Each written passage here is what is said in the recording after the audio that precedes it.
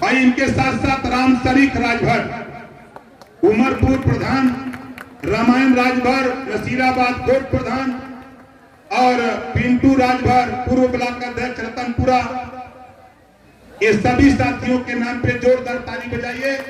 और देखिए हमारे बहुत जुझारू नेता हैं जयनाथ सिंह जी, ये भाषण देते हैं तो समझ लीजिए कि अगर मुर्दा भी है तो हाथ उठा देता है कि नेता सही बोल रहे हो।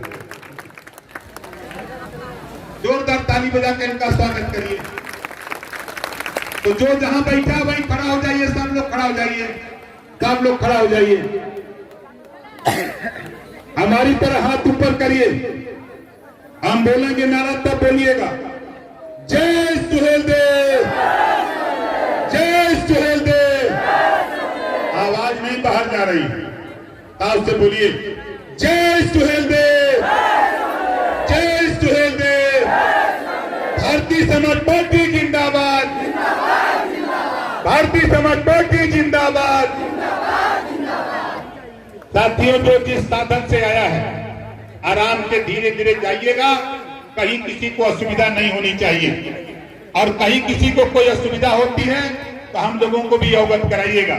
इसी बात के साथ भाई पिंटू राजभर जी, जोरदार ताली बजा करके पिंटू जी का स्वागत करिए। हम अपनी वाणी को ही विराम देता हूं। जय सुहेलदेव, जय भीम, जय भारत, खुदा हाफिज।